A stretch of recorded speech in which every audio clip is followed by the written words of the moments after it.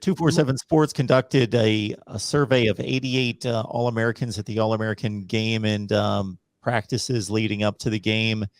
And Ohio State fared well in the feedback given to facilities. And you got to think that those guys were obviously at and visiting the very best across the nation.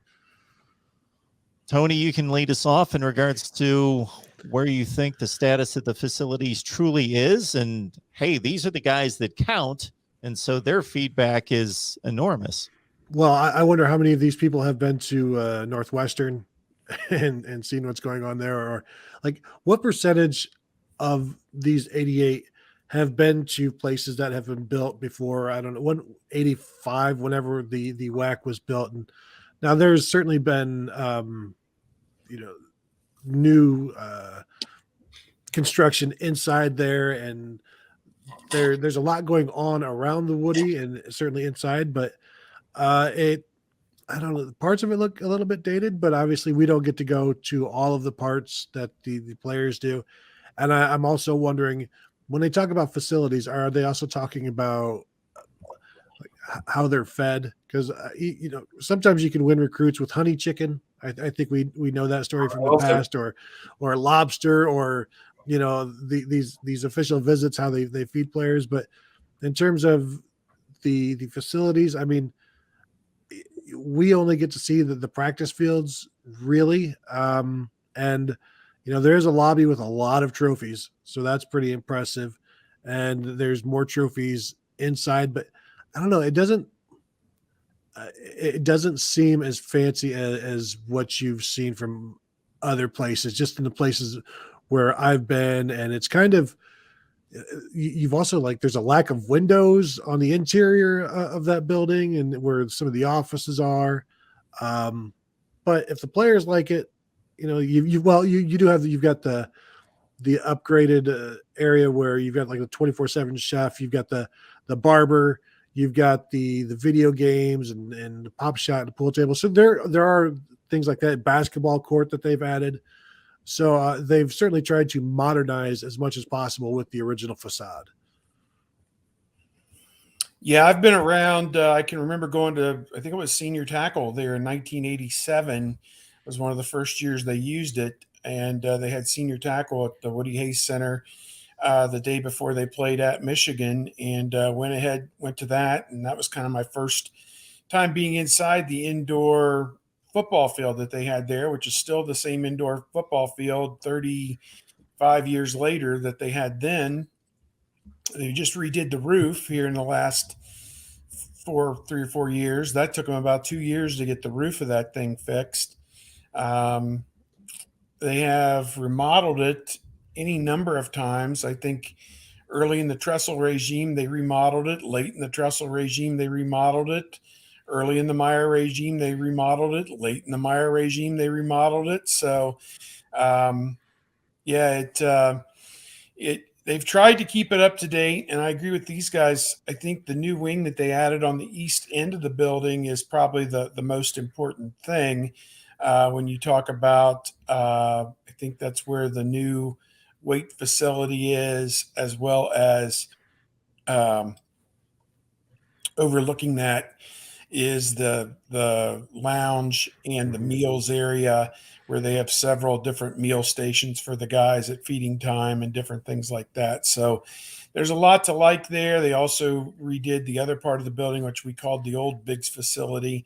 Really went in and redid it as well. So the football people really don't see that very much, but the other sports use it. So it's nice as well.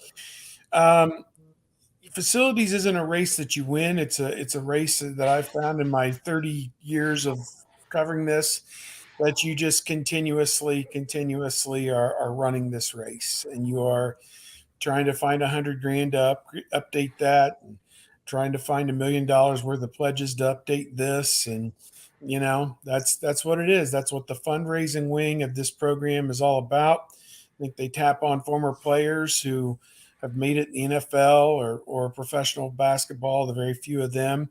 to give back. I know Michael Redd gave back a bunch of money. I think Evan Turner did as well, to try and support, some changes at the shot for basketball. And I think Robert Smith, for one, years ago, was one that donated a bunch of money to get some things changed at the Woody Hayes Center. But, again, that was years ago. So it's a constant battle to upgrade, improve, have the shiniest, the newest, the nicest, the biggest, the best.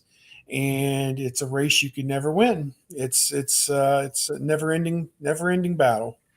Right. I mean, there certainly were days where the Woody Hayes facility was the brightest and best facility out there, and I mean, it's shown its age at various points, and they keep throwing money into it, and they're going to have to keep throwing money into it because, where are you going? Where are you going to put a new one? I mean, starting over. So I know that there's some campaigns going on right now about doing a pretty sizable upgrade there. I haven't necessarily seen any blueprints or artist renditions, but you have to sit there and try and keep up in waterfalls and slides and everything else with the Clemsons and the Alabamas of the world. And I saw a video from Alabama's facilities and just some of the isolation chambers that they had in the locker room for the players. And, I've had the opportunity to go into the locker room at the Woody, not as opposed to the one I've been in both of them, but the one at the Woody, which is where you spend more time than the one at Ohio Stadium. And while it's certainly nice, I mean, that they still have some catching up to do to keep up with the programs, but you don't win this race. I mean, you just may get more current, but it's just like a car. You can go out there and go get yourself a 2022 car, but it's just going to age. I mean, it's just the way that it works out there. But Tony was right. I don't know how many of those kids have been to Northwestern to see that facility there on the water or whatever. So you're looking at 88 kids who probably really only made visits to 40 programs nationally of the 130 Division I-A FBS teams. So, and while maybe some of your lower MAC schools aren't necessarily going to be able to compete, you have programs out there that are making some huge investments, Northwestern being one of them. I'll talk about them on the positive side, but I'm not sure I would have Ohio State in the top 5 in terms of just the facilities in general, just because where they are in their update cycle compared to some other programs.